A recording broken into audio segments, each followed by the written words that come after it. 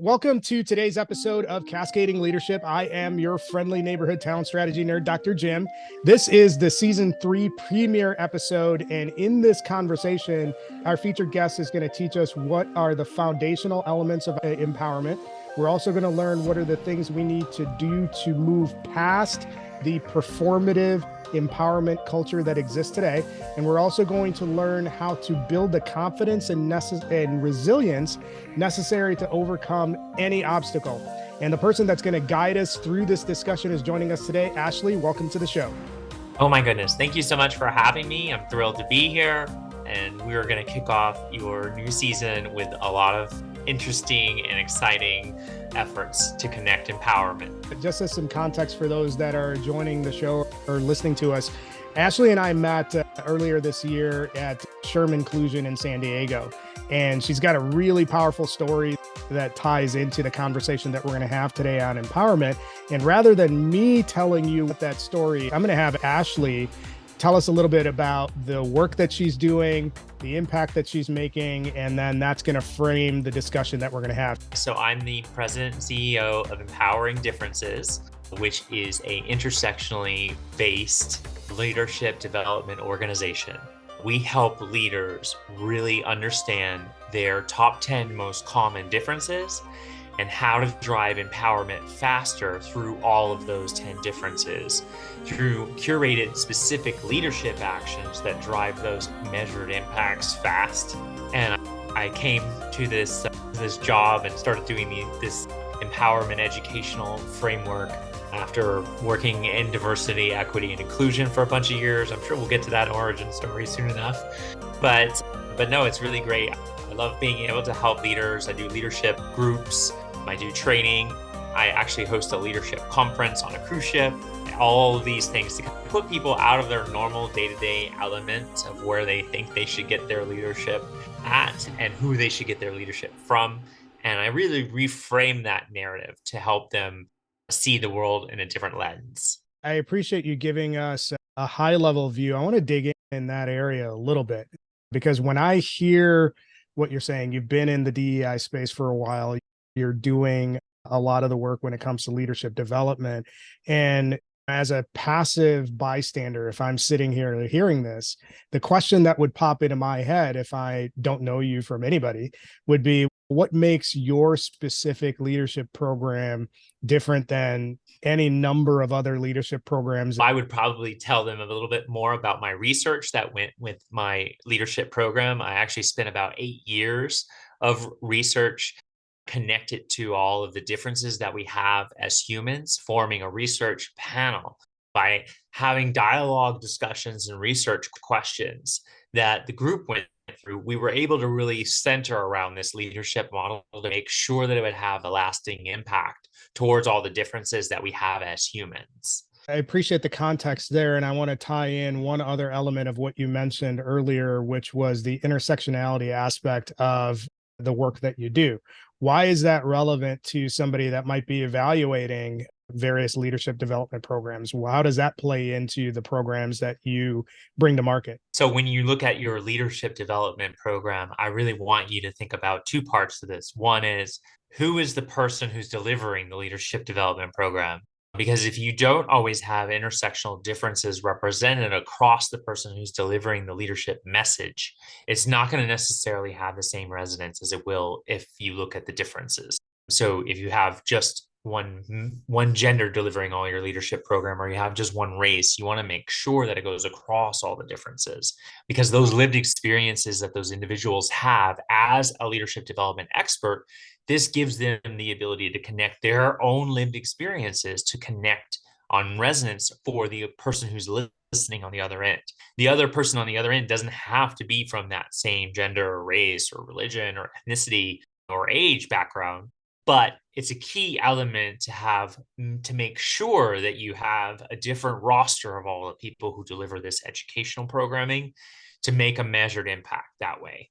And then the other part of this is back to the actual model. You want to make sure the model has a connection to all people and that it connects back on some sort of level in relation to the differences, and it has proof points surrounding who's gone through it, who has gone through it, what are the impacts, how many people have taken this course or curriculum, and what are their successes. All of those two parts, I think, are the key element into mapping out who does your leadership development programming. When I hear what you said out of all of that, and I take it into sort of a hypothesis that I build out of it. So even though there's a lot of focus on the things that make us different within a team structure, the way that I interpret what you're saying is this is in service of getting everybody to recognize each other's differences in service of better team dynamics, better outcomes, recognition, building common ground, those sort of things. Am I going the right direction with the why behind all of this stuff that you've been working on over several years? Yeah. Yeah, you're 100% right. It has to have that connection across the differences. And I keep using the word differences because I like that word much better in variation to the word diversity, which tends to get people all really hot and bothered sometimes. But differences really is there's 8 billion different people on this planet. No two people are alike. And I think that if you look at how you're going to help to grow your team or grow yourself or grow your peers, right? Or friends or family, how you want to grow as a human, you want to make sure that you have that connection across these things that make us different. And then ultimately, what it ends up doing is it ends up bringing us together as humans to be a stronger connection on this planet. And because you have that connection, and now you've learned about what it's like to be in somebody else's shoes or somebody else's feet, right? Or somebody else's world, you're almost seeing that through their model. There's a lot of stuff that you said that really connects with me, but it ties back into a big reason for why we founded the show. The purpose of this show is to help professionals move their careers further faster. We have a strong DEI component to the conversation, but it's from the lens of how can we bring everybody to the same side of the table and have constructive conversations and get a better understanding of where each of us are so that we can move forward together. I'm reacting to your comment about, hey, I focus on differences versus the phrase or the word diversity, because that can be, for some reason, a red flag for some people, which I find weird anyways. But the intent here is, hey, where can we establish common ground, common understanding, and then move forward together? Because if we're looking at advancing everybody's mission, everybody has an individual mission. You're more likely to achieve that mission if you collaborate across any number of different people and philosophies to move that forward, because that's actually where the impact or the outcomes are more often realized, by leveraging forces and combining forces versus being an island. Sorry, that's an early soapbox of the day. I love it. I appreciate you sharing that, what you're currently doing, but this isn't where you started.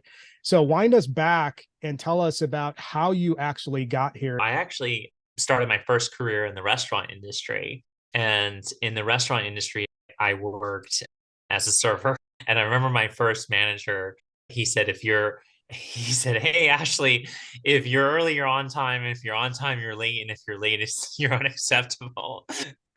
And I said, wow, okay, so this is literally my first moment in learning about leadership development from a leader. And it was that moment that I was like, wow, okay, I'm gonna learn how to be a really good leader. It was your first gig in Wisconsin, because that's a Vince Lombardi adaptation, because that's what he would do as the head coach of the Packers. I think that he was from there, but it was definitely in Florida. I remember that like it was yesterday. And then that kind of got me hooked. And then I was like, okay, I'm going to do that. And so I started doing that in the restaurant industry, and I grew to be a general manager. And then I was a regional, I was doing certified training program. I would build programs for learning. And then I was managing a team of 50 people, was the HR point person. And in the restaurant industry, as I'm sure you can imagine, if you're not hiring, then you're going to be in a really tough at some point. So I learned a lot about recruiting and retention in those early days in the restaurant industry. And then in 2008, after working 12 years, I lost my job. It was like a perfect storm of things that happened. And then that's when I had to really almost reinvent myself in many ways. It's really interesting, Ashley, that you mention your stint in the restaurant sector. And especially what caught my attention is you're spending time within the talent acquisition space, within the HR space, and you referenced hiring. So the hospitality and restaurant sector typically can have, yeah, I don't know, 200% turnover year over year. Oh, yeah. Some There were the 150 or below was a good target. So when you think about the pace that you had to operate in, how did you build the grit to deal with that? Because most HR professionals and talent acquisition professionals and just people leaders in general build really solid connections with the people that they bring into the organization. But if you're turning them over at 200%, that's got to be grating. So tell us a little bit about how you overcame that aspect of the job, because that's got to be cool. Yeah.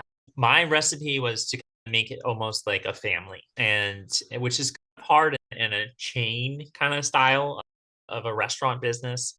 But just by having humanistic related conversations with people and actually getting to know what's important to them, you'd be amazed.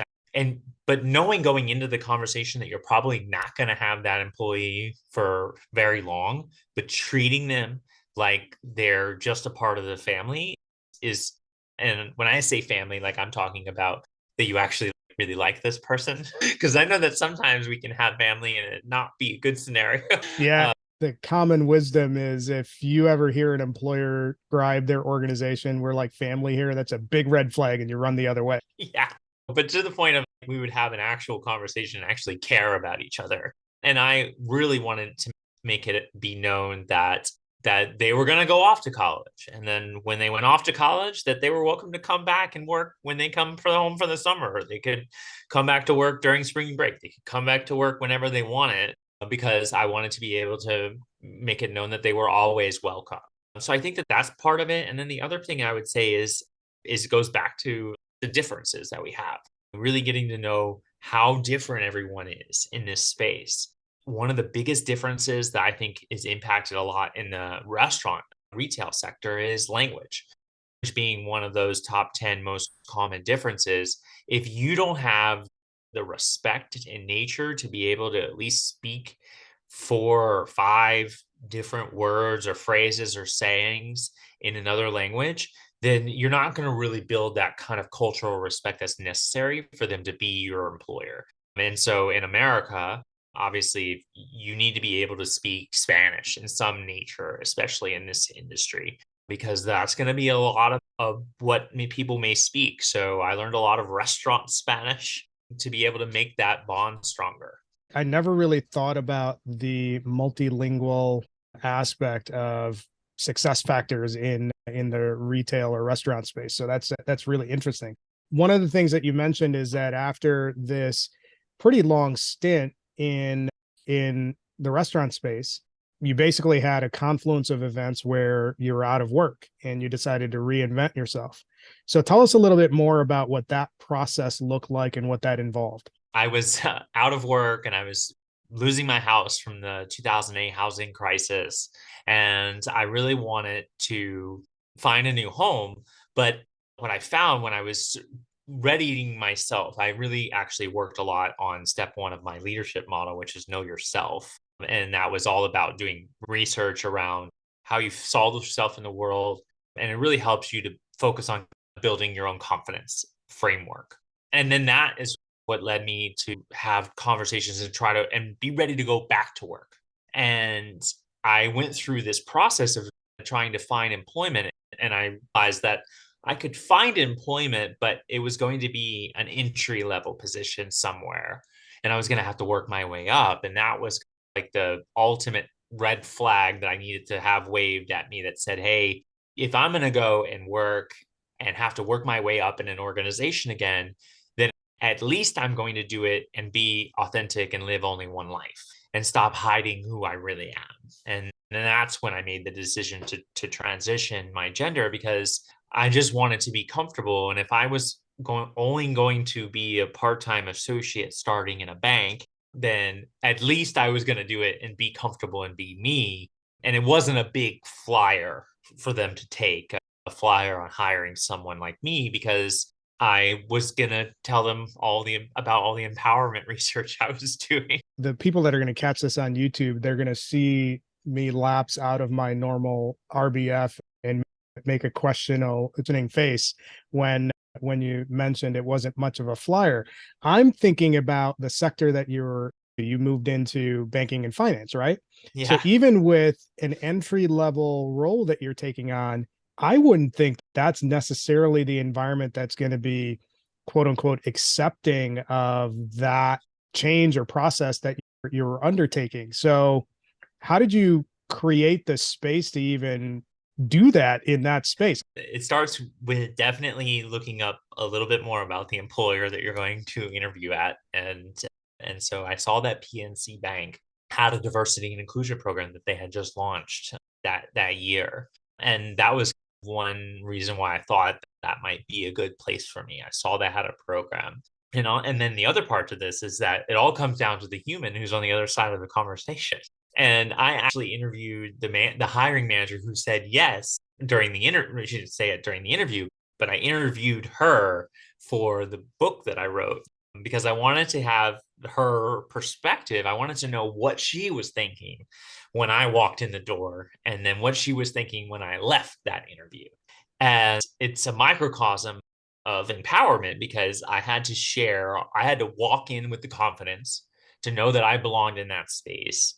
When she came to the door, her immediate first thought was when she looked at me, and now for those watching on YouTube, I have a little bit more passing privilege than I did when I first walked in the door that day. But I walked in and her first reaction was in her mind, she didn't say this verbally, but she said it to me when we were having a dialogue about it. I said, please tell me what your honest feedback was. What did you think when you saw me? And she thought that I was a man in a dress. And that is probably the biggest fear for any trans feminine person in the world is hearing those words. And so I went from that was our first reaction to her wanting to hire me at the end. And how we got there was all through empowerment and sharing parts of my research that I had started working on in that day. And that part was the confidence, but it also was sharing information about who I am and getting and helping the other person in the conversation to learn about differences. And then it was sharing strategic information about my identity so that way the other person can take leadership actions necessary to drive a measured impact.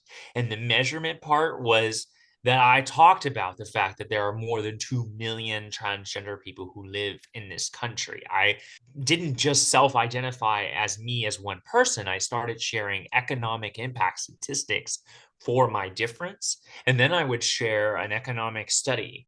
I would share information from the UCLA Williams Institute, and I would share information from the National LGBT Chamber of Commerce. This kind of information really started to change the dynamic of the conversations.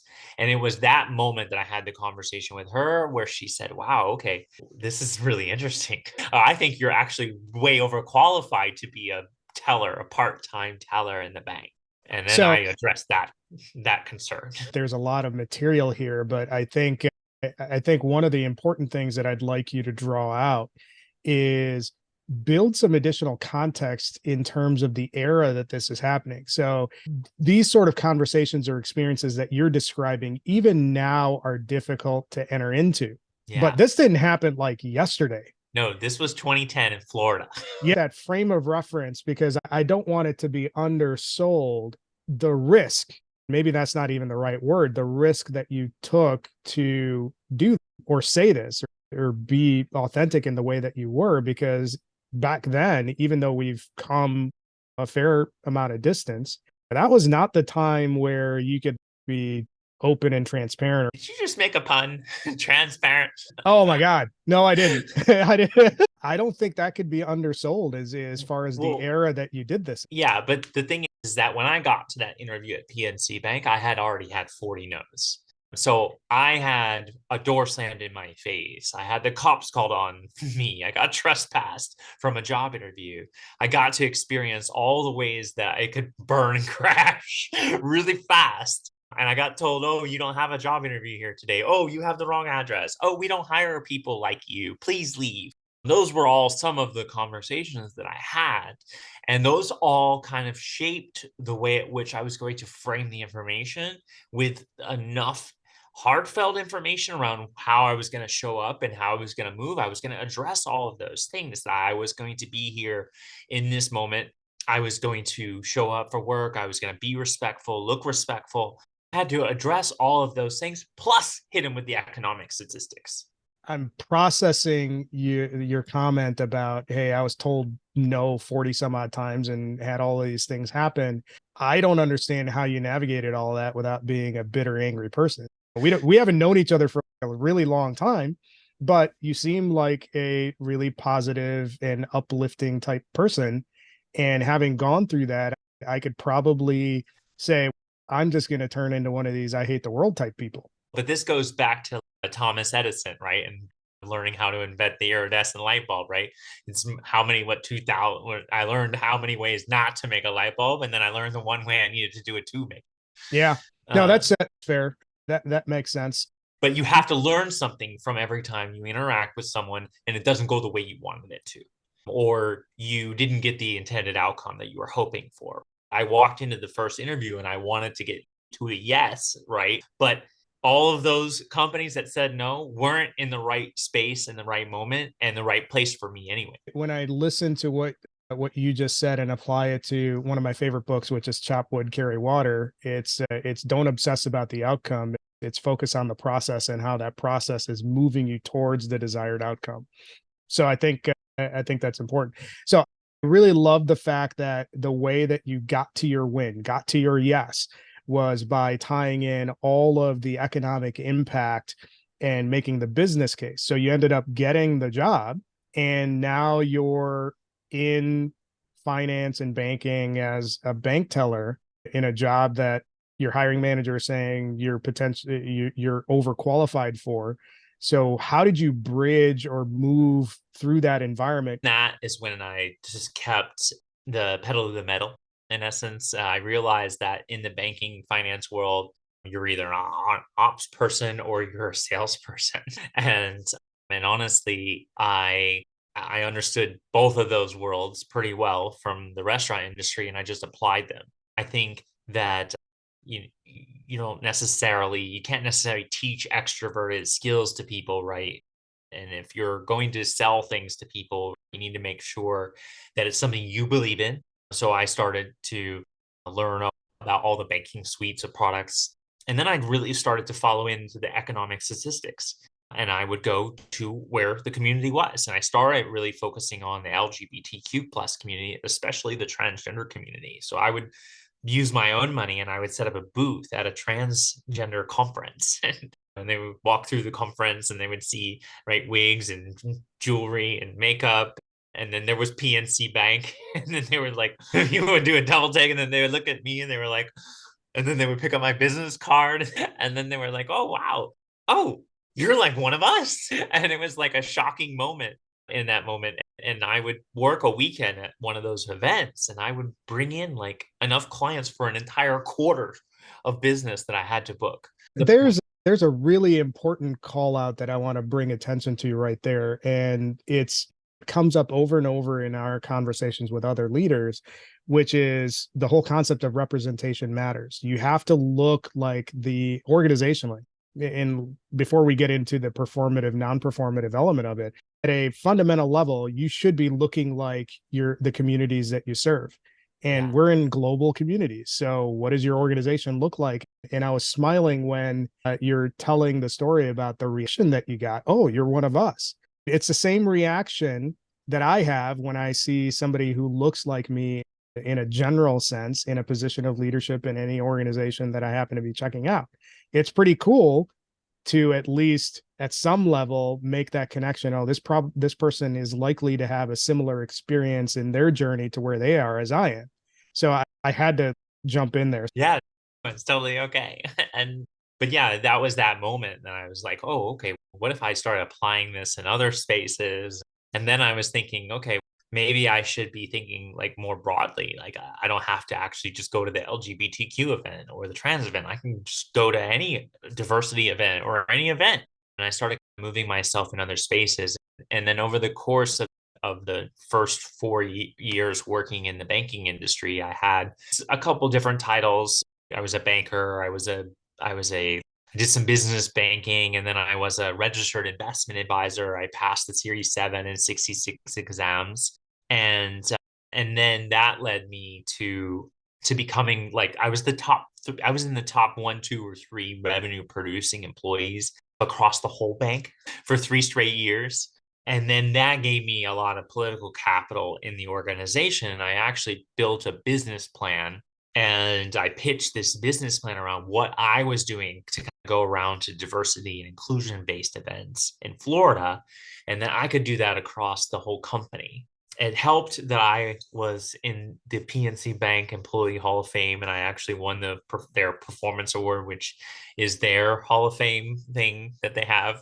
And I pitched this job, and then they were like, "Oh my goodness, we would love to have you." And then we found a sponsor to fund it, and then I was running off as the national vice president of diversity, equity, and inclusion, building a program for all of our 50 some odd regional markets to have almost their own diversity, equity, and inclusion around how they were going to go to market in each community where we were doing business.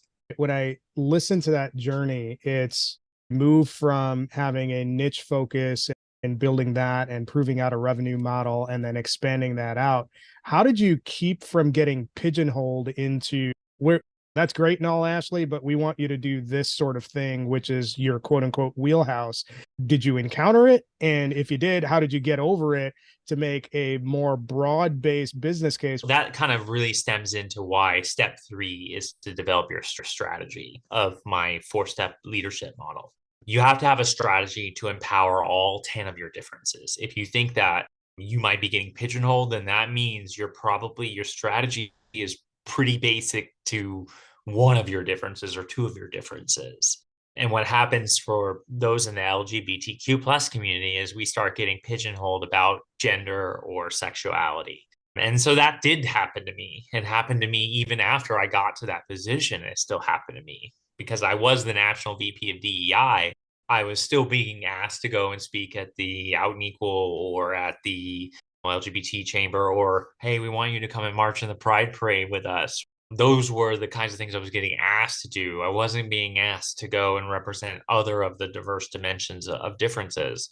So then that's when I said, you know what, I need to make sure that I put myself out in those spaces and that I certainly just show up, even if I'm not invited, and I'll work my way into the room and I'll say, hey, yeah, I'm here. I'm representing PNC. Or sometimes the worst what someone's going to say is, no, you're not allowed here. There's an interesting aspect or element of your career progression during your time at PNC that I'm curious what your take would have been. So I think one of the things when I listen to you tell the story is that you've built this, you called it internal capital, I think is the phrase that you used, but that was from production.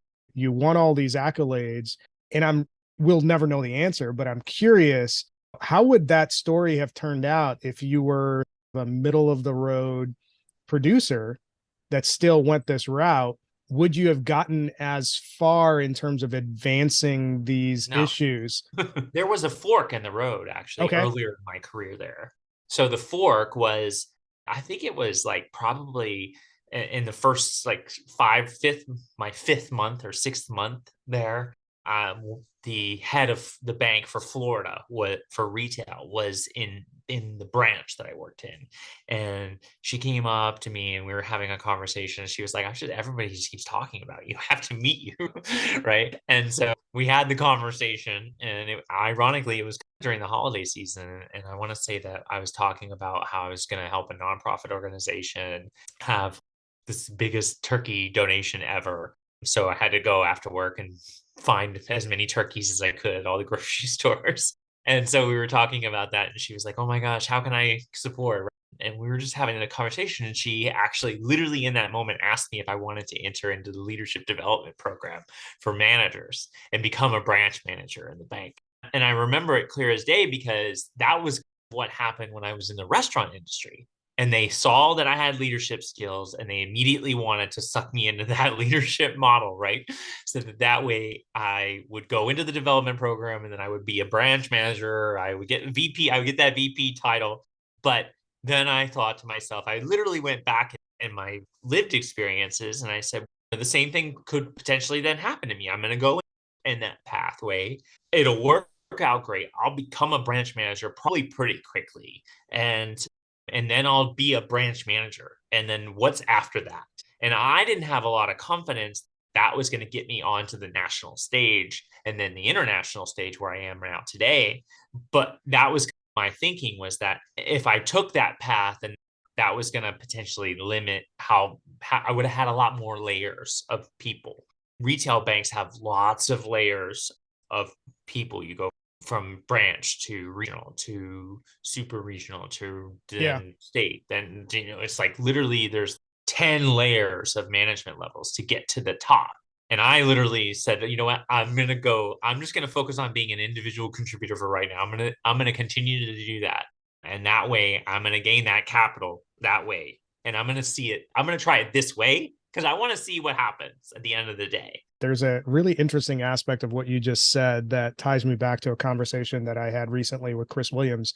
Chris Williams he's all over the place, but you can primarily find him on TikTok. But he is a former VP of HR for Microsoft, and like half of the technologies that you're working with, if it's from Microsoft, he probably led the teams that actually built those. And one of the things that he said is that if you want to build a high performing organization, or even be a high performer for yourself, one of the most significant predictors of success is having a clear and compelling vision for what you want to accomplish, and having that define every decision that you make, no matter how small or large it might be. You tie it back to the vision. And that's what struck me about the story that you just walked us through when you had that fork in the road. So it's great stuff how all of this connects together. And I think if we're advising professionals of any sort, even as you're going through your career navigation, define your vision as early as possible. And you can modify it as you go, but that vision is going to inform what decision you should make, because you can always tie it back to that question that you asked. If I do this, what's next? And if you can't answer what's next in service of your vision, then you have a problem. I want to push this forward. So you've gotten to the VP level at PNC. You're doing a lot of work in the DE&I space. You're starting to branch out across all the dimensions of DEI versus just a small segment, which is sometimes the direction that you were pushed into. What happened after? So I finished all of the research that I was doing on empowerment, and I protected my intellectual property by putting a copyright on it. And then I went to market and I started publishing that. And so they knew that I had my own company, and it was more of a side hustle in essence. I would show up and share my story at companies and go from there. And then I would do some trainings.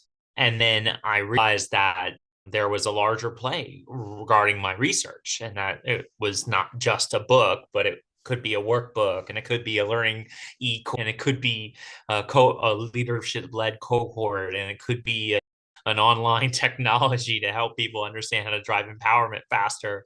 And it could be me hosting conferences and events. And all of those things came to head at the end of 2021.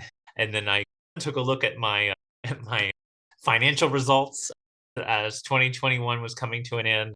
And then that's when I realized that I was earning more with my company than I was working at PNC Bank. And so in that moment, I was like, okay, I guess I've seen the writing on the wall. I'm only working 15 hours for my company, and I'm absolutely giving everything in my heart, compassion, mind to PNC Bank for lots of hours, way more than the 40, and especially navigating through some of the hardest 2 years I've ever seen in the DEI space, 2020 and 2021. Literally having to have conversations with people who didn't even know what racist meant, and helping people understand that there was more to equity than pay. You name it. You were very intentional, and I didn't connect the dots until just now, where I'm looking at the timelines. You had an LLC or a business that was set up that was concurrent with your banking career. And I think there's an important thread I want to pull there. So If you're thinking about a general career navigation perspective, why were you intentional about setting up those two streams in service of a broader vision that you had for yourself? And how is that relatable to an average professional that is working through their career right now? Because everyone has your own personal brand, and your personal brand is everything that you're known for. When someone wants to potentially hire you, they're going to look you up on Google, right? They're going to want to see what articles have you contributed towards, what publications are you in, what is your expert? If you're really an expert on leadership, right? Where are you at? Are you in Forbes? Are you in Bloomberg Business Week? Are you in these places? Because if you are, then you need to have your own brand, and you need to make sure that you're managing that appropriately at the same time. And so for me, the brand started with just my website. I had ashleybrundage.com, and I bought that. Everyone should have your own website with your own name, so people can find you, and you have a digital print of your brand. And so like my bio sits on that website, and it's just there. And then obviously now it redirects people to empoweringdifferences.com. But that was, I actually bought empoweringdifferences.com like 10 years ago. I didn't have hardly anything on it. It was literally, it would just link to ashleybrundage.com until I was ready. So you have to be thinking about, back to that fork in the road. The fork is always going to be there. You're going to always have lots of different paths that you can take as a leader. You just need to make sure that you don't burn any of the bridges. I love my time at PNC Bank, and I hope that if I wanted to go back there, that maybe I could. But I could certainly go back into the DEI space. I get asked a lot about DEI positions in corporations, especially since I ran a major program at a major corporation, 60,000 employees. We're all touched in some way by the program that I ran. It's, you have to make sure that you're always managing your brand. You've said so many things that are interesting in this conversation, and I appreciate you sharing that so openly. But there's one, you're going to laugh when I say this. There's an element of your story that I tie to how you play poker. Your best, just buckle up. I'm going somewhere with this. And I play poker. Okay. Oh, great. Then you know the concept of being pot committed. You never want to get into a position where you're pot committed on a single path unless you're absolutely dead on sure that you have the best hand. The reason why it connected that way to me is it's one of the conversations that I regularly have with people who are coming up as younger professionals, or even my peers and leaders, is that you never want to put all of your eggs in one basket. That's another cliche, but it's the same thing as pot committed. If you are really committed to looking at yourself and your career as you're the CEO of your business, what does a CEO do? A CEO looks at multiple revenue streams that they can generate for themselves as a product, so that if one goes away, you're never left with that scenario. It's like, holy crap, what am I going to do now? Like, everything that I poured myself into, you were spending 60, 70 hours working on your W-2 job, and you're looking at the balance sheet at the end of the year, and you're like, what do I really want to do? And what do I enjoy doing? And what's the payoff? And all of these things. So there's a poker component of being pot committed that came to me right away when you mentioned it. And I think that's phenomenal advice to anybody that's looking at how do you navigate a career. You have a lot of different options.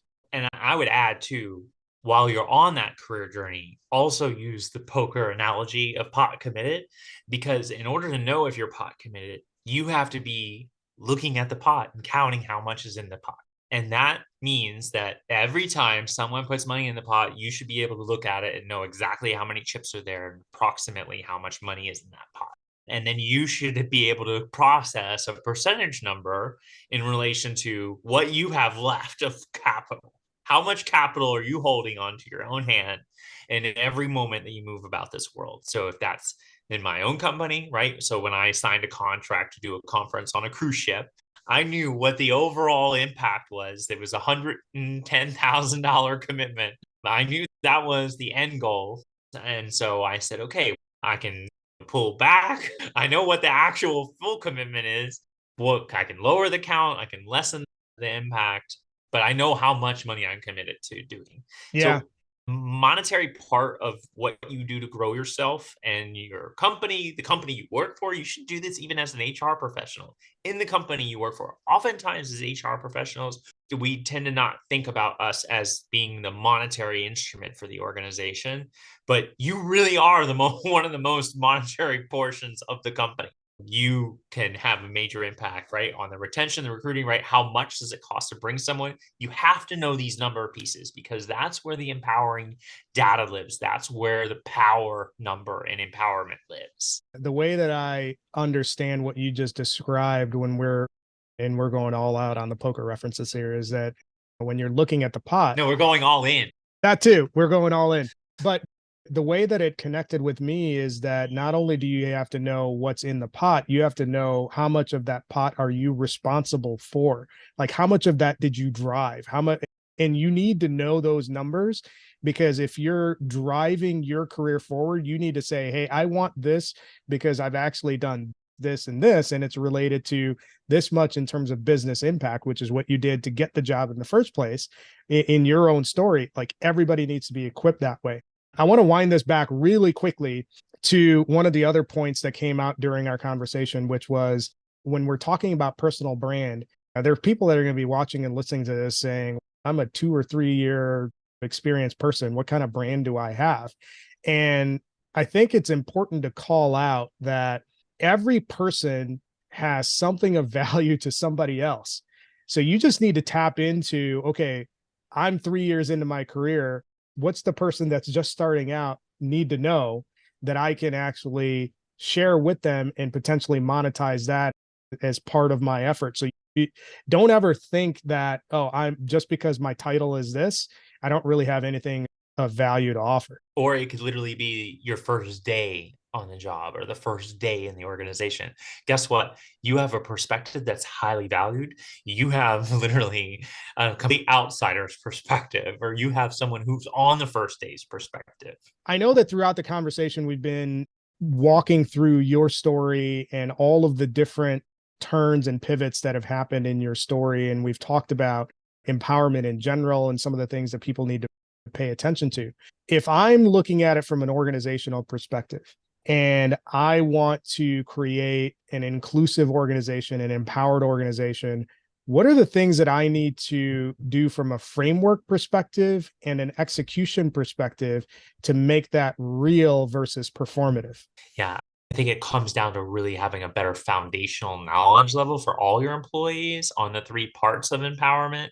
And I've been hinting at them throughout our conversation, but the authority is, of course, all the things that give those employees confidence to exist in this world.